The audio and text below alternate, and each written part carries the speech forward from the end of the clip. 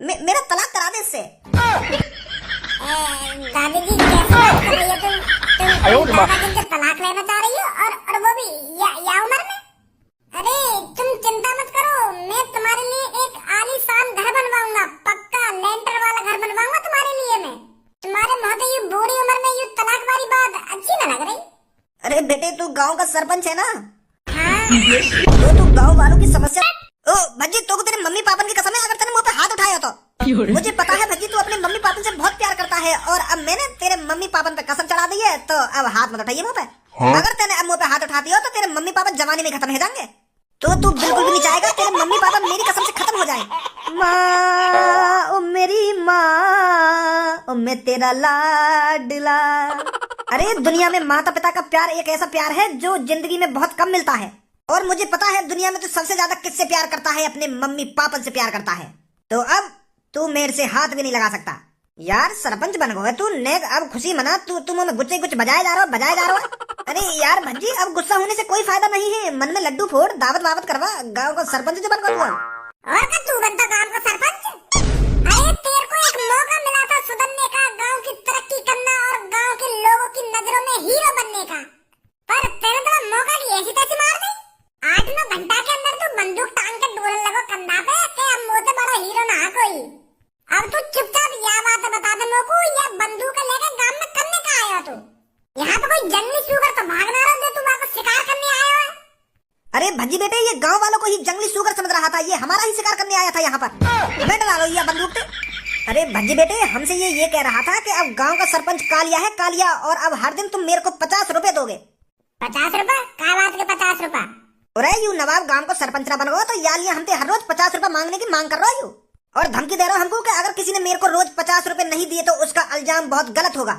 You गांव की तरक्की लौड़ा करवाता, यू तो गांव में लूटने पे लग गया पहले दिन से। फ्री के आ रहे गांव वाले पे 50 रुपए रोज की। तेरे मुन्ने भूल न जाना, तू अपने माँ बाप की कसम का फर्ज निभाना, तू कालिया पे हाथ न उठाना, तू अपनी कसम भूल न जाना। माँ कसम चढ़ा दी है मैंने तो पे, और फिर भी तुम मुंह पे हाथ उठाने की कोशिश कर रहे हो। अरे माँ बाप एक बार ही मिलते हैं जिंदगी में, एक बार। अरे अपने माँ बाप की थोड़ी बहुत फिक्र नहीं है क्या तेरे को, जो तुम मेरे पे बिना कुछ सोचे समझे ही हाथ उठाने की कोशिश कर रहा है? भूले मत तेरे मम्मी पापा की कसम चढ़ाई है मैंने तो पे। भज्जी बेटे तुझे इस पे हाथ उठाने की कोई जरूरत नहीं है। अरे इसको जेल में चक्की पिसवाने के लिए इतना ही काफी है जो हाथ में ये बंदूक लेके आ गया, और इसने अपने जेल के दरवाजे तो तब खोल दिए थे जब ये गांव वालों को धमकी दे रहा था। अब तो ये कई सालों के लिए अंदर जाएगा। पुलिस वालों के लिए इतना ही सबूत काफी है इससे जेल में चक्की चलवाने के लिए। बेटा कालिया निकल जाएगी तेरी डॉनपंथी जेल के अंदर। बड़ा डॉन बन रहा था ना तू गांव वालों के सामने, अब खाइयो बेटा तो जेल की हवा। मैं बस तुम सब गांव वालों से एक बात कहना चाहता हूँ, तुम सबको तुम्हारे मम्मी पापा की कसम है अगर कोई से मेरे पीछे आया तो भाग बेटा, कहाँ तक भागेगा? 24 घंटा तक ही रह बस मम्मी पापा की कसम, कल फिर पकड़ लूंगा तुझको मैं। अरे अब गांव के सरपंच से तू बच नहीं सकता कालिया। अब कल जब भी तेरे को भज्जी पकड़ेगा ना तो पहले से ही तैयारी से आएगा भज्जी आंटी लिली बना के। आंटी लिली ते कसम ही ना चढ़े, तू चढ़ाता रहियो कसम, मैं मुंह पे चढ़ेगी ना कसम फिर तेरी छूतर फेंकूंगा फिर मैं। करियो माँ कसम ना माँ कसम। गाँव वालों भूल जाओ इस कालिया को, ये कालिया आज ना कल तो पकड़ा ही जाएगा। भज्जी उन गांव वालों से बिल्कुल भी नाराज नहीं है जिन्होंने मेरे को वोट नहीं दी है। अरे कभी कभी होता है ऐसा जो तुम कालिया के बहकाए में आ गए। भज्जी इस बात से बिल्कुल भी नाराज नहीं है। मैं आप सबका शुक्रिया अदा करता हूँ जो आप सबने मेरे को मिलकर गांव का सरपंच बनाया, और अभी भज्जी आप सबके सामने हाथ जोड़कर शपथ लेता है कि मैं गांव की छोटी से छोटी समस्याओं को दूर कराऊंगा। मैं गांव में दिल से मेहनत करूंगा, दिल से, और अपने गांव को बहुत आगे ले जाऊंगा। शुक्रिया आप सबका मेरे को सरपंच बनाने के लिए। अरे भज्जी जवान का कड़वा है पर दिल का बहुत अच्छा है, ये आगे चल के पता चलेगा तुम सबको। तो आज बस मैं इतना ही कहना चाहूंगा, कल सूरज उगते ही मैं गांव की तरक्की करने लगूंगा। हर एक घर में जाकर पूछूंगा कि बताइए आपके घर में क्या समस्या है, और भज्जी उस समस्या को जल्दी से जल्दी दूर करने की कोशिश करेगा। धन्यवाद आप सबका मुझे सरपंच बनाने के लिए। अरे सरपंच हमारा कैसा हो, भज्जी हीरो जैसा हो। अरे सरपंच हमारा कैसा हो, भज्जी हीरो जैसा हो। पापा कहाँ हो तुम? मम्मी, कोई सा ना दिख रहा, कहाँ गए साहब? अरे मम्मी पापा सामने तो आओ, आज तुम्हारा बेटा भज्जी आपको एक नई खुशखबरी देने वाला है। अरे आपकी छाती चौड़ी हो जाएगी ये बात सुनकर। कहाँ हो तुम? बधाई हो बधाई मेरे छोटे भाई। बधाई हो मेरे छोटे भैया, बधाई हो, तू गांव का सरपंच बन गया। कांग्रेचुलेशन।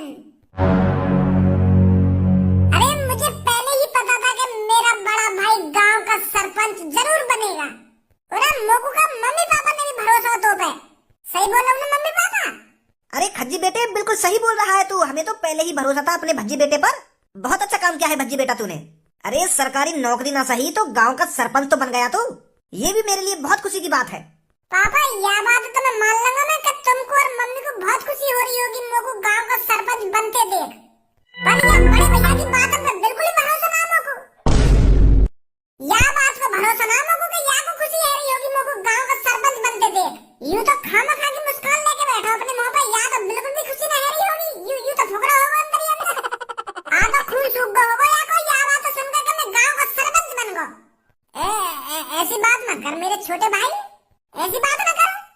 पापा या बड़े भैया से पूछिए याने सरपंच की वोट कौन को देगी?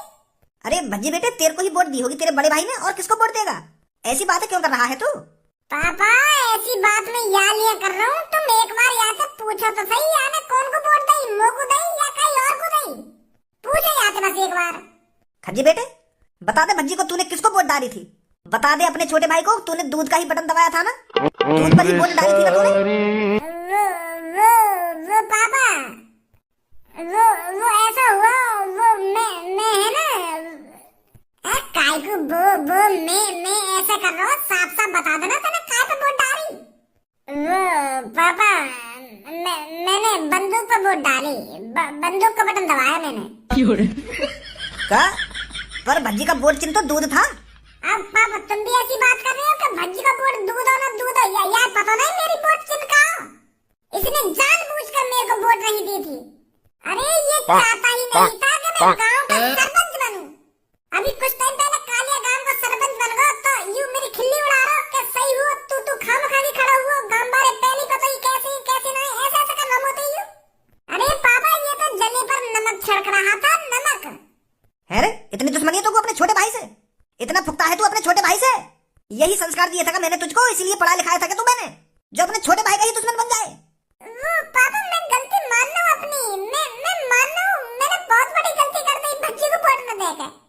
या बात को पछतावा तो मैं भुगता नहीं, मैंने या तो माफी मांगी। और पापा अंदर ही अंदर दुआ कर रहा था, मुझे पछतावा हो रहा था कि मैंने भज्जी को वोट नहीं देकर बहुत बड़ी गलती करी है।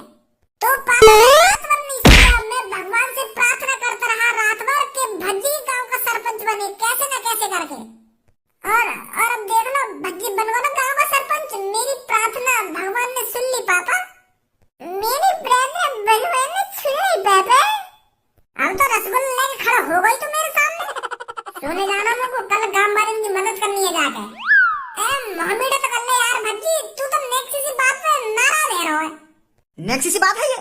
अब पापा क्या करूं मैंने गलती मान तो लिया थे, अब आगे पैर छू लूंगा जाके, तब माफ करेगा मुझको यूं। अगर ऐसी बात है तो मैं एक पैरों में गिर जाऊंगा जाके कि मेरे छोटे भाई मुझसे गलती हो गई है, माफ कर दो। जो मैंने तो जैसे बुड्ढे का शादी कर ली। अरे जब तू मेरे घर पे आया था तब तो बड़ी फेंकता था कि मेरे पास ये है कि मेरे पास 4 भैंस है कि 4 बकरियां हैं, मैं तुझे खुश रखूंगा। वो कहाँ गई तेरी 4 भैंस और 4 बकरियां? अरे जवानी से बुढ़ापा आ गया पर वो तेरी 4 बकरियां और 4 भैंस नहीं देखी मैंने। राजवती ऐसी बहकी बात क्यों कर रही है तू? बहकी बातें? अरे बुड्ढे तूने मेरी जिंदगी झंड बना दी। अरे तूने कभी राजवती से पूछा है पूरी जिंदगी में कि राजवती आज बता तेरा क्या खाने का मन कर रहा है? क्या खाने का मन कर रहा है? अरे जब मुझे पता है मेरी राजवती क्या खाती है तो मैं तुझसे पूछ के क्या करूंगा? रोटी खाती है मेरी राजवती, दाल चावल खाती है मेरी राजवती। अरे राजवती गाजर का हलवा भी खाती थी, अरे राजवती गोलगप्पे भी खाती थी, पर तेरे यहाँ अगर सब खाना छूट गया। कभी तू लाया है मेरे लिए जिंदगी में गाजर का हलवा गोलगप्पे है? अरे मेरे को तो अभी ये भी पता नहीं गाजर का हलवा का स्वाद कैसा होता होगा। नमस्ते दादा और दादी जी। अरे आइए सरपंच जी आइए। दादी जी मतू इस बुड्ढे ने मेरी जिंदगी झंड बना दी है। मेरी तो किस्मत फूटी थी जो जो मैंने इससे शादी कर ली। अब राजमती बहुत देर है, तो बहुत बकवास कर रही है तू। सुबह से रोज मुंह फुला के बैठ जाएगी, रोज मुंह फुला के बैठ जाएगी दंगो तो कान पे। अरे बुड्ढे, यूं मैं सोच के बूढ़ी मैं हो गई हूँ, बूढ़ा तू भी हो गया है, तो तेरे कान ही कान बजा सकती हूँ अब भी मैं। फिर बैठे मिलेगा जवान की तरह एक कोने में। अरे भूल गया क्या उन दिनों को जब मैं तेरे कान ही कान बजाती थी? दादी काय को गरम है रही हो तुम दादा दिन में? अरे बेटे पूछे ही मत, इसने मेरी जिंदगी झंड कर दी है। ना मेरे लिए कुछ खाने को लाता है, ना मेरे लिए कुछ पीने को लाता है, बस इस घर में पड़ी रहती हूँ, टूटे फूटे घर में। अरे दादी जी परेशान मत होइए, अब बिल्कुल भी टूटे फूटे घर में नहीं रहोगी। मैं सरपंच किस लिए बना हूँ? मैं इसलिए तो सरपंच बना हूँ ताकि आपके टूटे फूटे घर को पक्का बनवा सकूं। बताओ दादी जी क्या समस्या है तुम्हारी? हम वो समस्या लिखेंगे, फिर वो समस्या दूर करेंगे जल्दी से जल्दी। पक्का घर बनवाना है तुम्हारे लिए? बेटा मुझे पक्के घर की अब कोई जरूरत नहीं है। मुझे बस इस बुड्ढे से छुटकारा दिला दे तू। मैं तेरा ये ऐसा जिंदगी झंड बोलूं बेटे, बस इस बुड्ढे को मेरे से दूर कर दे तू। मेरा तलाक करा दे इससे। दादी जी कैसी बात कर रही है तुम दादा जिनसे तलाक लेना चाह रही हो, और वो भी या उम्र में? अरे तुम चिंता मत करो, मैं तुम्हारे लिए एक आलीशान घर बनवाऊंगा, पक्का लेंटर वाला घर बनवाऊंगा तुम्हारे लिए मैं। तुम्हारे महोदय ये बूढ़ी उम्र में ये तलाक वाली बात अच्छी न लग रही? अरे बेटे तू गांव का सरपंच है ना? हाँ। तो तू गांव वालों की समस्या दूर करने के लिए गांव का सरपंच बना है ना बेटा? हाँ। तो बेटा मेरी समस्या ये बुड्ढा है, इसे दूर कर दे मेरे से। मुझे तलाक चाहिए इससे।